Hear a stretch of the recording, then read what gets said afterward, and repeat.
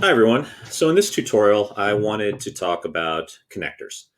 Now, some of you that have seen my video, this first video clip will be kind of redundant because you already know the basic connector. But for those of you that don't, the basic idea behind Snapology is to make these different shapes out of strips of paper, the triangles, the pentagons, whatever you happen to need. But then they're joined together by connectors, and there's actually a few different types. So here in this video, I thought we'd talk about that a bit. So here's the most basic connector. This is what I learned from a man named Heinz Strobel. He's the originator of Snapology origami. Let me zoom in a little bit so you can actually see this. The contrast is kind of bad here. But basically, this is what I consider a 4-unit connector. The way I usually like to make my connectors is I'll take 2 strips, and then I will wrap one strip around the other, creating the folds, which then create my connector, which has to be very precise. You want it to be exactly 4 units long because the length of the strip makes a difference. You want it to be just the right size where these ends kind of hold everything in. If they're too short, they have a tendency to pop out. If they're too long, they get a tendency to get bent, and they kind of don't fit quite right. All right, so a basic connector is 4 units long. So let's say, like on this shape, I'm trying to join 2 triangles together. So here I've got 2 triangles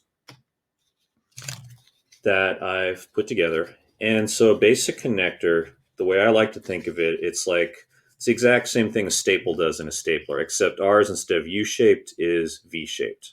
I fold it up like a capital V. And just like any stapler, what happens is that the 2 ends of the staple push through the paper, and then there's always that little plate on the bottom of a stapler that takes the 2 ends and bends them inward. Okay, the same thing is going to happen here, except, like I said, it's going to be more of a V shape rather than a U shape. So what I'm going to do is I'm going to take my V-shaped staple. I'm going to take the pieces that I'm trying to connect, in this case 2 triangles, and what you see here is I'm just holding them side by side so I can hold them in one hand. And then the 2 ends of my staple are going to go through the 2 gigantic openings. Now, don't do what some people try to do. They try to slip it in between the folds of paper. We don't want to do that here. What we want to do is the points go directly through the giant triangular openings. So one here and one there. Push it through. So just like a staple, it just pushes all the way through the holes till it stops. And then you have to imagine the other side. On the other side of the stapler, there'd be that plate. These ends would hit that plate. And in this case, what we do is we kind of hinge open our 2 triangles, and these get pushed inward and down. Okay, and this is where the length of the connector really makes a difference. We want it to sit right in the bottom of the valley here. If it was too short, then this would have a tendency to pop open.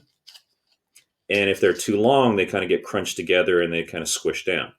So we want them just the right length so that these 2 pieces fold down and in. And then we kind of squish them together.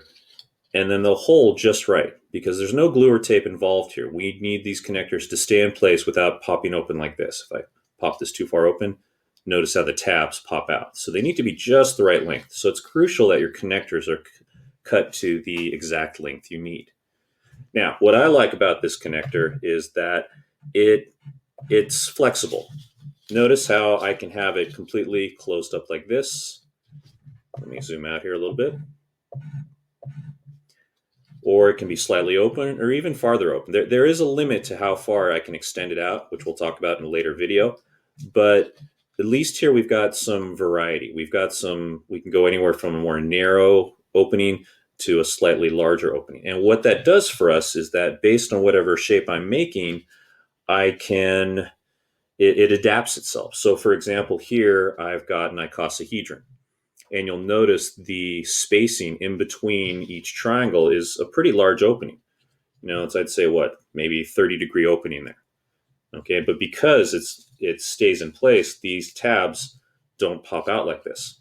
Okay, they're the exact length so that end stays down in that valley and stays in place. Now, what I like about this connector, I've used the same connector on this truncated icosahedron.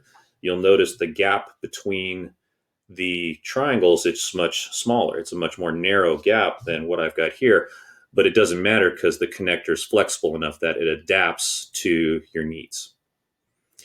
All right, so that's a little bit about the basic connector. And again, this Snapology was designed by a man named Heinz Strobel, and that's our basic connector. It's just that 4-unit V-shaped staple that allows us to connect things. All right, in the subsequent videos, though, I'm going to talk about some other connectors that maybe in different situations you might need. So let's take a look at those.